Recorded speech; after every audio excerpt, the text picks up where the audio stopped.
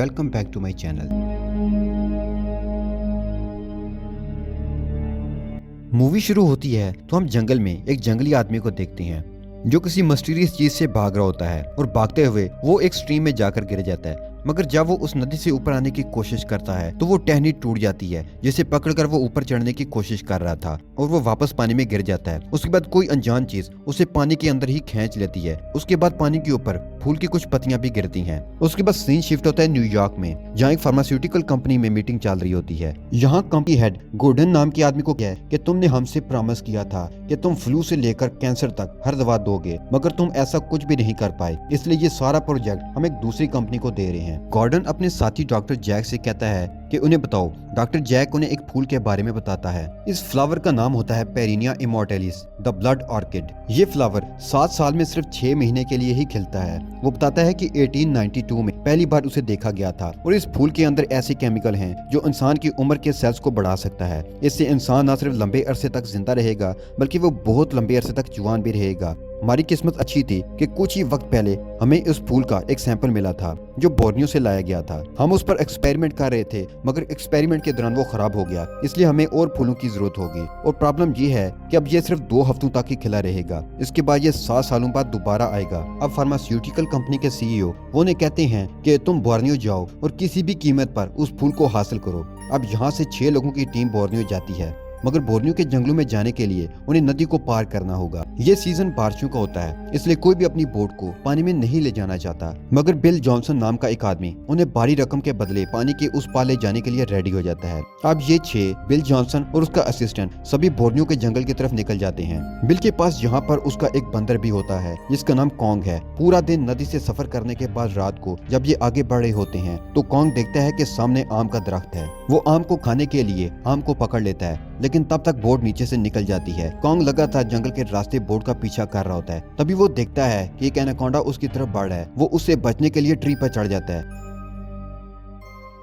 अगली सुबह बिल अपने बंदर कॉन्ग को ढूंढता है पर वो उसे कहीं नहीं मिलता। उसी वक्त बाहर एक लड़की जो सैटेलाइट फोन पर बात कर रही होती है, मगर कवरेज न होने की वजह से वो बोट के कोने पर चली जाती है। वहाँ पर एक छोटा सा गेट होता है जो खुल जाता है और वो नदी में गिर जाती है। सब उसे बोट की तरफ खींचने की कोशिश कर रहे होते हैं। तभी पानी में एक मगरमच्छ आता है जो घायल के ऊपर अटैक कर देता है, मगर इससे पहले कि वो घायल को मारता बिल पानी में कूद जाता है और वो अपने चाकू से मगरमच्छ पर अटैक करता है और उसे मारकर ऊपर आ जाता है। तभी पानी के अंदर से कोई चीज मगरमच्छ को नीचे खींच लेती है। अब सब इस खतरनाक नदी से आगे बढ़ना शुरू कर देते हैं और कुछ देर बाद बिल का बंदर वापस बोट पर आ जाता है। वो बहुत ज्यादा घबराया हुआ था। बिल उसे अपने कंधे पर बिठा लेता है। रात को जब ये आगे बढ़ रहे होते हैं तो तभी यहाँ पर बारिश हो जाती है। बिल डॉक्टर जैक को बताता है कि पानी का दबाव मुसलसल बढ़ रहा है। जिस रास्ते से हम आगे जा रहे हैं ये बहुत ही डेंजरस हो सकता है, इसलिए हमें घूम कर जाना होगा। पर डॉक्टर जैक कहते हैं कि हम घूम कर नहीं जा सकते क्योंकि अब सिर्फ 1 हफ्ता बचा है जब हम उस फूल को पा सकते हैं। तुम्हें नहीं पता कि इस फूल की कीमत क्या है। इस फूल से पूरी दुनिया की किस्मत बदल सकती है।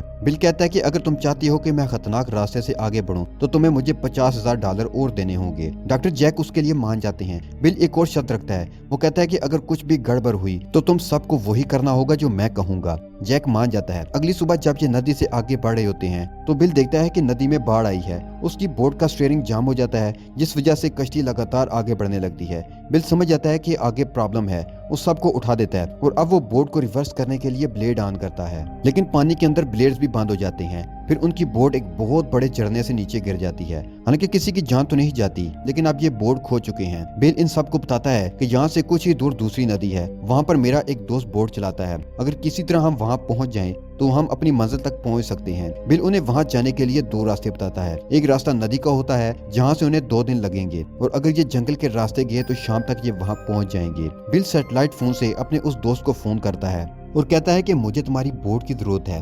उसका दोस्त $5,000 के बदले उसकी हेल्प करने के लिए रेडी हो जाता है। अब ये सब जंगल के रास्ते उस नदी तक पहुंचने के लिए आगे बढ़ते हैं। रास्ते में एक तालाब आता है और जब ये उस तालाब को पार कर रहे होते हैं तो तभी उन्हें इस तालाब में हलचल दिखती है। वो सबको बताता है, लेकिन उसकी बात पर कोई भी यकीन नहीं करता। अब इन्हीं में जो सबसे पीछे होता है वो अचानक पानी में गायब हो जाता है। सबको लगता है कि वो मजाक कर रहा है और तभी वो पानी से बाहर निकलता है, मगर उसके पीछे बहुत बड़ा एनाकोंडा भी होता है जो उसे अपने जबड़ों में फंसाकर पानी के अंदर ले जाता है। सब पानी से बाहर आ जाते हैं और डर जाते हैं। वो सबको बताता है कि ये एनाकोंडा था जो इंसानों को जिंदा ही खा जाते हैं, लेकिन हमें डरने की जरूरत नहीं है। इतने बड़े सांप का एक इलाका होता है जो मीलों तक फैला होता है। अब हमें बहुत दूर तक कोई दूसरा एनाकोंडा नहीं मिलेगा। वो बिल से पूछते हैं कि इस बात की क्या गारंटी है कि वो एनाकोंडा हमारे पीछे नहीं आएगा। बिल कहता है कि एनाकोंडा को एक इंसान हजम करने में कई हफ्ते लगते हैं, इसलिए हमारे पास काफी वक्त है। इस पूरे प्रोजेक्ट की जो हेड है जिसका नाम गॉयल है, वो कहती है कि इस पूरे मिशन को मैं अभी यहीं पर खत्म करती हूँ। मगर डॉक्टर जैक उसकी बात नहीं मानता। वो कहता है कि मैं किसी भी कीमत पर इस फूल तक पहुँचना चाहता हूँ। सैम इन सबको कहती है कि पहले हम सबको बोर्ड तक पहुँचना चाहिए, उसके बाद हम फैसला करेंगे कि हमें आगे क्या करना है।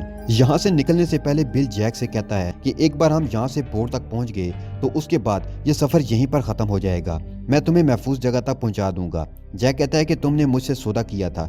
बिल कहता है कि सौदा गया भाड़ में, मैं नहीं चाहता कि किसी और इंसान की भी जान जाए, और ना ही मैं इस बात को पूरी गारंटी से कह सकता हूँ कि आगे हमें कोई दूसरा एनाकोंडा नहीं मिलेगा। अब सब इस भयानक जंगल से होते हुए आगे बढ़ने लगते हैं। रास्ते में बिल सैम को बताता है कि मैंने जैक को इस खतरे के बारे में बताया था, मगर उसके और मेरे दरमियान एक सौदा हुआ और उसने मुझे $50,000 और देने का वादा किया। इसमें इसकी कोई गलती नहीं है, सारी गलती मेरी है। दरअसल इन दोनों के सौदे के बारे में किसी को नहीं पता। अब जब ये लोग बोर्ड की तरफ बढ़ रहे होते हैं, तभी इनमें से एक के जिस्म में खून चूसने वाले कीड़े चिपक जाते हैं। बिल उन्हें एक एक करके निकालता है। सब बैठ जाते हैं। उनमें से एक अपने जूते उतार लेता है, मगर जब वो दोबारा जूते पहन रहा होता है तो बिल का असिस्टेंट उसे ऐसा करने से मना करता है, और फिर वो उसके जूते के अंदर से एक स्पाइडर निकालता है। उन्हें बताता है कि अगर ये स्पाइडर तुम्हें काट लेती तो तुम्हारा जिस्म 2 दिन के लिए सुन्न हो जाता। और तभी जैक इस स्पाइडर को डब्बे के अंदर बंद कर लेता है और कहता है कि तुमने जिस्म को सुन्न करने वाली एक दवा ढूंढ ली है, इसके लिए हमें अच्छे खासे पैसे मिलेंगे। दूसरी तरफ बिल के दोस्त को दिखाया जाता है जिसके पास बोट है। वो उन्हीं की तरफ आ रहा था। उसकी बोट में एनाकोंडा आ जाता है और वो उसे निगल जाता है, और तभी नदी में एक धमाका होता है। बिल और उसके सभी साथी जब वहां पहुंचते हैं तो देखते हैं कि बोट पूरी तरह से तबाह हो चुकी है। बोट में जितना भी जरूरत का सामान होता है ये सब उससे ले लेते हैं। बिल का असिस्टेंट कहता है कि जहाँ पर जंगली रहते हैं जो हजारों सालों से यहीं पर हैं, अगर हम उन्हें ढूंढ लें तो हो सकता है कि वो अपनी बोट हमें दे दें, और सब उन्हें ढूंढने के लिए निकल पड़ते हैं। मगर कुछ दूर जाने के बाद उनको बिल के दोस्त का, जिसे बोट में उस एनाकोंडा ने निकल दिया था, उसकी बॉडी दिखती है जिसे उसने उगल दिया था। बिल उन्हें बताता है कि एनाकोंडा अपना शिकार करने के लिए बहुत सुस्त हो जाता है, और वो अपने शिकार को अपने पेट से तभी बाहर निकालता है जब उसे अपने चारों तरफ खतरा दिखता है। मगर ये वो एनाकोंडा नहीं है जिसने हमारे साथी को मारा था, बल्कि ये दूसरा है, और ये दूसरे एनाकोंडा के इलाके में इसलिए आया क्योंकि ये उनकी मीटिंग का वक्त है। हमें अंधेरा होने से पहले किसी भी तरह जंगलियों तक पहुंचना होगा। और कुछ ही देर बाद ये उनके कबीले तक पहुंच जाते हैं। सब देखते हैं कि वहाँ ढांचे हैं, कबीला पूरी तरह से वीरान है। यहाँ पर एनाकोंडा की एक बॉडी भी होती है। अब ये सब के सब यहाँ से वापस जाना चाहते हैं, मगर जैक अब भी किसी भी तरह से इस फूल को ढूंढना चाहता है। वो देखता है कि जंगलियों ने वहाँ इस फूल की पेंटिंग बना रखी है। जैक समझ जाता है कि हो ना हो फूल उनके आसपास ही है, मगर अब जैक की बात कोई भी सुनना नहीं चाहता, इसलिए वो रात को अपने लिए एक बोट तैयार करते हैं। तभी गॉर्डन को दिखाया जाता है जो जैक के बैग में कुछ ढूंढ रहा होता है। उसके बैग में एक पिस्टल और एक सैटेलाइट फोन मिलता है। दरअसल ये दोनों चीजें बिल के उस दोस्त की हैं जो बोट से उन्हें लेने आ रहा था, और उसे एनाकोंडा ने खा लिया था। जैक को वो पिस्टल और सैटेलाइट फोन मिल गया था, लेकिन उसने किसी को नहीं बताया था क्योंकि वो आर्किड फ्लावर को लिए बगैर नहीं जाना चाहता था। गॉर्डन जब उसके सैटेलाइट फोन से पुलिस को कॉल करने की कोशिश करता है तो जैक तभी गॉर्डन के हाथ पर वो स्पाइडर रख देता है। जैसे ही वो स्पाइडर उसे काटती है, फिर वो स्पाइडर को डब्बे में वापस बंद कर देता है। स्पाइडर के काटने से गॉर्डन पैरालाइज हो जाता है। कुछ देर बाद सैम वहां आ जाती है तो देखती है कि गॉर्डन कुछ भी बोल नहीं रहा। वो उसके जिस्म पर मकड़ी के काटने का निशान देखती है। वो समझ जाती है कि ये सब जैक ने किया होगा। वो जैक के पास जाती है और कहती है कि आखिरी बार गॉर्डन के पास तुम थे, तब से ही वो बोल नहीं रहा। तभी गॉर्डन की चीख सुनाई देती है। वो सब उसके पास जाते हैं तो वो देखते हैं कि एनाकोंडा ने गॉर्डन को निगल लिया है। सब वापस जैक के पास आते हैं। तब तक वो राफ्ट जो इन सब ने बनाई हुई थी वो उसमें बैठकर निकल चुका था। उसके बाद वो सैटेलाइट से पुलिस को कॉल करता है और कहता है कि हमारी बोट झरने से गिर गई थी। अब यहाँ उनके ग्रुप का जो दूसरा साथी होता है वो किसी तरह अपने ग्रुप तक पहुंच जाता है। अब सीन शिफ्ट होता है, हम देखते हैं कि बाहर रोशनी दिखती है और एक एक करके ये उस सुराख से बाहर आ जाते हैं। और जैसे ही उनका आखिरी साथी बाहर आ रहा होता है वो इस सुराख में फंस जाता है, और जैसे ही सब मिलकर इसे बाहर निकालते हैं, साथ ही एनाकोंडा का सर भी बाहर आता है जो उसे खाने के लिए आया हुआ था। सैम अपनी तलवार से उसकी गर्दन काट देता है। इस तरह से ये एक एनाकोंडा को मारने में कामयाब हो जाते हैं। उसके बाद दूसरा एनाकोंडा आता है और वो उनके दूसरे साथी को उठाकर ले जाता है। बिल उसका पीछा करता है उससे पहले कि वो उनके साथी को निगलता, वो अपना चाकू फेंककर उसे मारता है, जो एनाकोंडा के सर पर लग जाता है। इसकी वजह से एनाकोंडा की मौत हो जाती है और इस तरह ये अपने साथी को बचा लेते हैं। दूसरी तरफ जैक को दिखाया जाता है, जो ब्लड आर्किड फूल तक पहुंच जाता है, जिसके लिए सब इतनी दूर जंगल में आए होते हैं। सब उसे देख रहे होते हैं। वो जानते हैं कि उसके पास गन है, इसलिए सब उसकी राफ्ट लेकर वहां से निकलना चाहते हैं। इससे पहले कि सब उसकी राफ्ट लेकर वहां से निकलते, जैक वहां पहुंचकर सबको गन पॉइंट पर ले लेता है। वो बिल के कंधे पर एक गोली भी मारता है और सैम से कहता है कि तुम्हें ब्लड आर्किड फूल लाने होंगे, जिसके लिए उसे एक गिरे हुए दरख्त के ऊपर से जाना होता है। जब वो नीचे गड़े में देखती है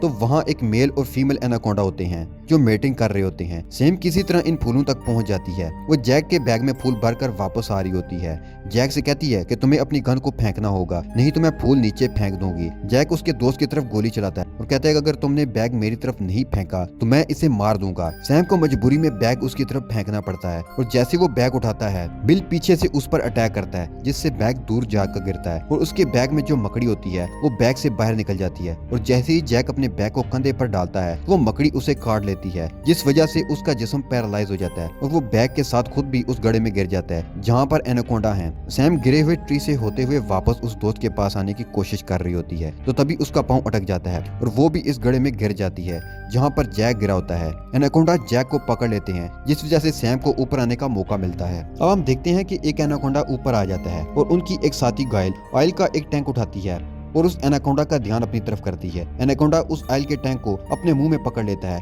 बिल उसके मुंह पर निशाना लेकर गोली चलाने की कोशिश करता है, लेकिन उसकी गन में गोली नहीं होती। पर तभी उनका वो साथी जिसे बिल ने बचाया था, वो फ्लेयर गन से एनाकोंडा के मुंह के अंदर निशाना लगाता है, जिससे उसके मुंह में आग लग जाती है और वो वापस उसी गड्ढे में गिर जाता है जहाँ दूसरा एनाकोंडा है। और तभी वहाँ एक धमाका होता है और धमाके से मिट्टी गड्ढे में गिरना शुरू हो जाती है। ब्लड आर्किड का दरख्त भी गड्ढे में गिर जाता है। वो दरख्त और एनाकोंडा मिट्टी के अंदर हमेशा के लिए दफन हो जाते हैं। आखिर में हम देखते हैं कि वो चारों लोग राफ्ट के अंदर बैठे होते हैं। बिल का बंदर भी उनके साथ होता है। साथ ही बिल और सैम एक दूसरे को पसंद भी करने लगते हैं। अब सब वापस अपने घर की तरफ जा रहे होते हैं और यहीं पर ये मूवी खत्म हो जाती है।